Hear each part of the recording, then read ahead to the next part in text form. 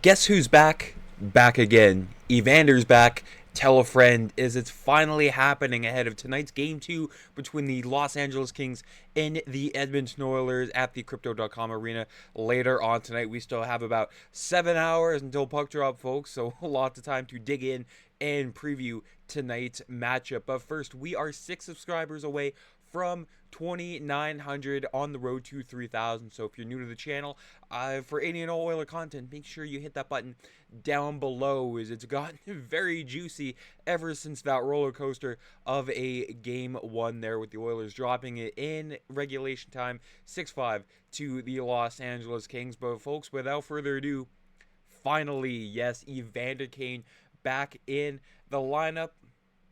Lots of excitement, of course, ever since his debut with the Oilers in 2022. He's been involved in all three playoff series against the Los Angeles Kings, torching them in 2022. We all remember the empty netter in Game 6 as the Oilers eventually went on to Game 7 and winning that one 2-0 there. Oilers, Kings, 9 o'clock Central, 8 o'clock Mountain tonight on Hockey Night in Canada for all of Canada and North America to see there. And when it comes to Evander Kane in the NHL, the American teams can get away with, LTIR and, making sure they have all their injured players healthy for game one of the Stanley Cup playoffs. When it's a Canadian team, it's different. During the second intermission, Elliot Friedman reported the NHL scrutinized multiple teams who were in LTIR deep into the season, speculating that the Oilers and Evander Kane were one of those teams, and it could be why he didn't play game one. We were all waiting for Evander Kane, Kris Knoblauch to give the go-ahead on Evander Kane and eventually get into the series. And from Bob Stauffer this morning, from the Oilers morning skate, based on the practice jerseys of the Oilers, Evander Kane will be in Edmonton's top six tonight. They are not easing him into this whatsoever, starting him in the bottom six. No, he is top six bound with Hyman in Nugent-Hopkins, according to Oilers TV Tony Brar. And you can see there the bottom half of that tweet. Kane, very familiar with the LA Kings, not only, with the Oilers, but also with his former team, the San Jose Sharks. Kane has 12 goals versus LA in the last two playoffs combined between the two clubs. That ranks tied for second behind Leon Draisaitl with 18 goals. And when it comes to the Oilers, just getting ready for tonight's game, not only is Evander Kane ready, but the rest of the team has to be ready right out the gate from Connor McDavid. I think our group maybe wasn't quite ready to roll right away. They, being the LA Kings, were ready to go. I thought their first 40 minutes was really strong, and we weren't able to match it.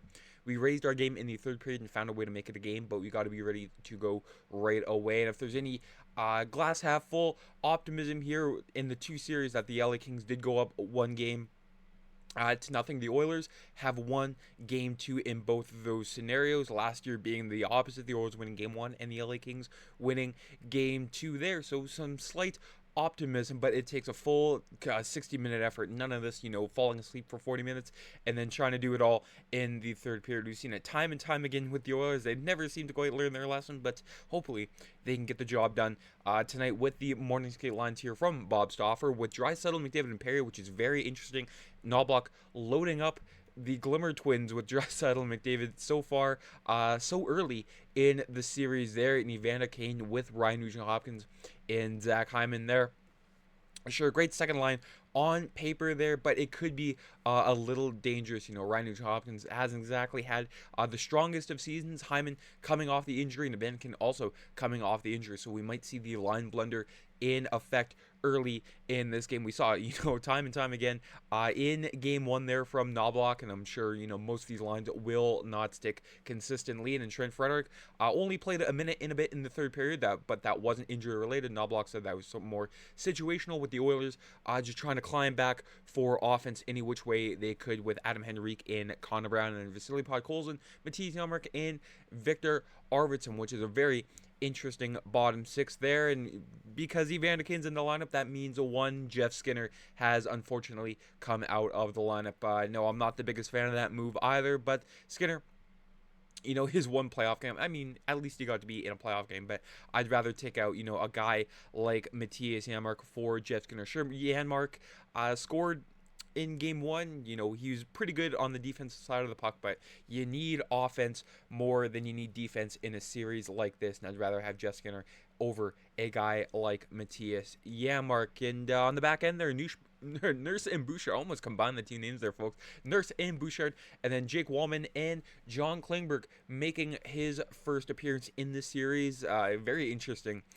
Deep pairing that would be. I can see that getting burned off the rush there by the LA Kings, but I've been proven wrong before, so hopefully John Klingberg can prove me wrong yet again with Brett Kulak and Tyler Emberson as that third pairing with Cam Dineen and Josh Brown as the extra defenseman. I mean, Josh Brown, well, I've said it multiple times, he is not very good. And then there's a goaltending controversy between the pipes in the minds of many Oiler fans, but Stuart Skinner gets the opportunity to redeem himself between the pipes tonight for the Edmonton Oilers. If it goes south, might see Calvin Pickard in net for Game 3 for the Oilers, but Stuart Skinner, we've seen, after a loss, he's been able to rebound multiple times for the Oilers. But unfortunately, the good comes with the bad with this shocking stat here from J Fresh Hockey. Stuart Skinner's 881% career playoff save percentage is the lowest of any goalie with 20-plus games played since the 2005 lockout.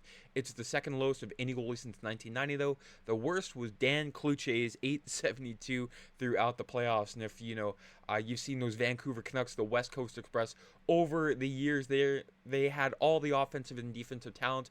They were just lacking a goalie, and that's the reason why they fluttered out in the playoffs in multiple years there. 2002 to the Red Wings, they were up 2-0 in the series. Cloutier let in that center ice goal from Nick Lidstrom, and there went the series. 2003, again, the upstart expansion, Minnesota Wild in their third season, taking out a dominant Vancouver Canucks team. And then 2004, it wasn't so much Cloutier, it was Alex Holland in net, but still, the Canucks were a goalie away from a Stanley Cup. Even if they had a goalie, I think they would have won a cup in one of those years. But that just goes to show you how much a single position could sink your team. But Game 2, Stuart Skinner, I've got all hope. I mean, I don't, what else is there to lose with, the goaltending tandem the Oilers have right now? And Stuart Skinner, it's got a bit of a goldfish memory to this game.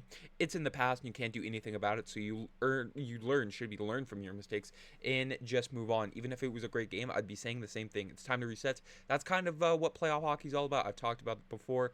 The whole roller coaster of emotions of a series. So whether you win 6-0, win 6-5, lose 6-0, whatever happens, you just got to forget about it and move on to the next one. Goalie is all mental. I mean, the mental part is half the battle.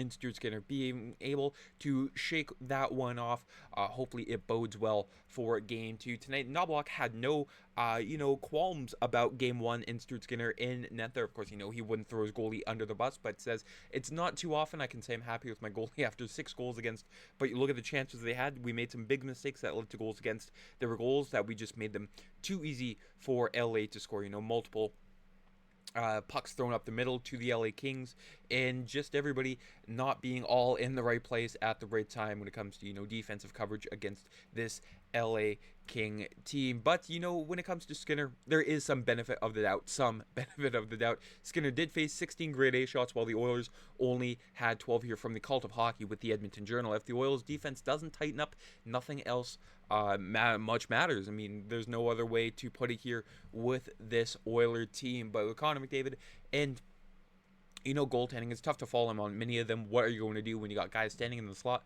by themselves? Those are freebies that are tough on him. We got to do a better job at protecting that area and managing the puck a little better and defending that slot area too. Adding on, lastly, we have lots of faith in him. We have lots of belief in him. We've won lots of games with him, and him stealing games for us. Now that is just captain material here for Connor McDavid. Got all the belief in the world for his goalie. And I mean, if you why disagree with Connor McDavid? I mean, many of you will.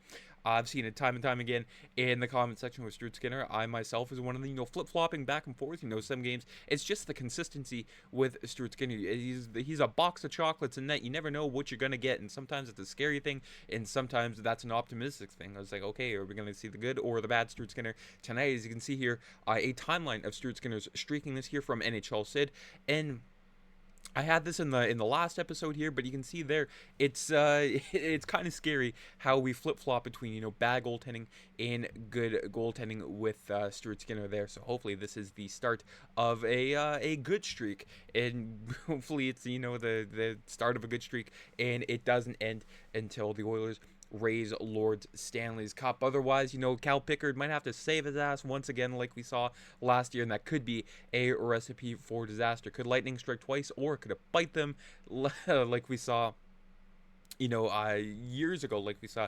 I was just trying to think. Jack Campbell, the Oilers not putting Jack Campbell in any of those playoff games against the Vegas Golden Knights. I mean, he's awful throughout that regular season, and then he turns it up, got the win in relief in LA in Game 4, and then came in relief against the Vegas Golden Knights and played pretty well. So the Oilers putting that belief in Cal Pickard last year, but if it has to happen again, who knows what could happen.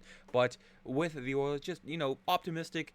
And that's all you really have to be. Optimism always helps in a time like this, because, if you panic, nothing good ever comes from that. But just taking a look over at the opposition here with the LA Kings in Kings Court with their lineup, not a whole lot of changes projected there. I mean, why fix what's not broken, right?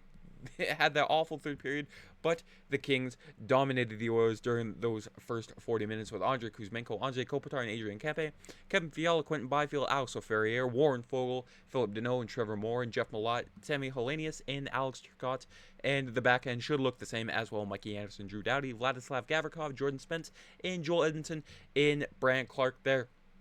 And like I mentioned throughout the past couple videos, the Oilers have cracked Darcy Kemper, or the game plan was to crack Darcy Kemper, and that's exactly what they did in Game 1 there, putting, trying to put the seed of doubt in Darcy Kemper's head. They're like, okay, this team just comes at you in waves, and it's very overwhelming. And that's what the Oilers have done to the past 3 LA King goaltenders that they've seen over, the playoff series, the playoff history. In 2022 was Jonathan Quick, 2023 Jonas Corposalo, 2024 last year Cam Talbot, in David Riddick, and the Oilers found a way to crack all single one of them, so there's no reason to believe why they couldn't crack Darcy Kemper as well. But that is it for today's video. Let me know down in the comments what you think about going into Game 2 tonight. Are you nervous? Are you worried? Are you optimistic that the Oilers will bounce back? I'm very interested to see what you all have to say in the comments. And who's your X factor for tonight? Darnell Nurse heading into the series was a big X factor as well. But, could it be a guy like Zach Hyman? Could it be a guy like Corey Perry, 39 years old on that top line? Very interested to see what you all have to say. But take care. Have a great rest of your day, folks. We still got to go ways away until the puck drop tonight. But enjoy the game tonight, folks. Let's go Oilers. And we'll be back with a recap tomorrow afternoon. I'm Matt.